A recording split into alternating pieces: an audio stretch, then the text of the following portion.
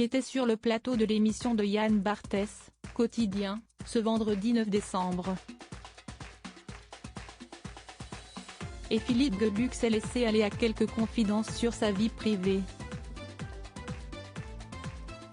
Alors que l'animateur du programme faisait une comparaison entre la vie professionnelle et la vie sentimentale du Belge, lui qui est l'auteur de la série de bande dessinée Le Chat depuis près de 40 ans et qui est aussi en couple avec sa femme Dany depuis 46 ans, Philippe Geluck a d'abord tenu à nuancer un peu ses propos. « J'ai quitté beaucoup de projets dans ma carrière », a-t-il indiqué.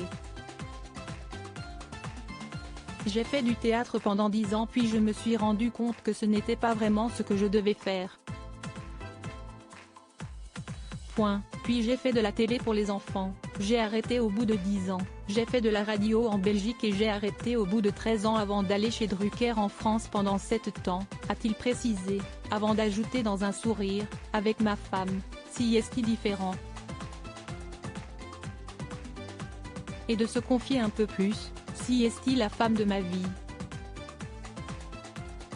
Je retombe amoureux d'elle chaque matin.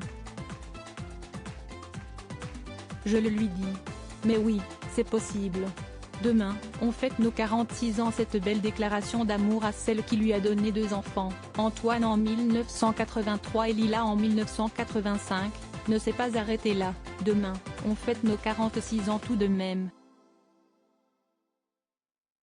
Vous ne la connaissez pas, elle est merveilleuse.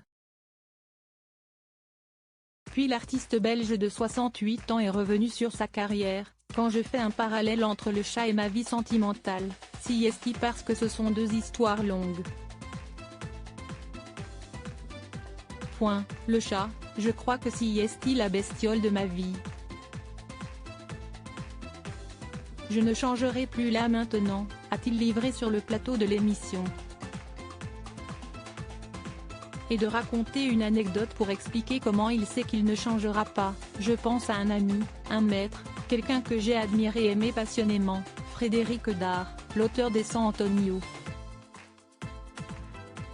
Le chroniqueur a déclaré qu'un jour ce dernier avait annoncé à des journalistes qu'il allait arrêter d'écrire des 100 Antonio, parce qu'il voulait écrire autre chose.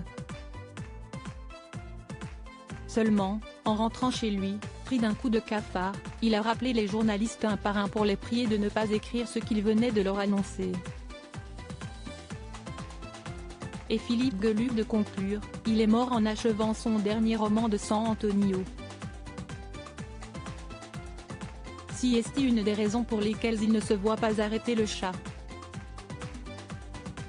Article écrit en collaboration avec 6 médias. Crédit photo, capture d'écran quotidien.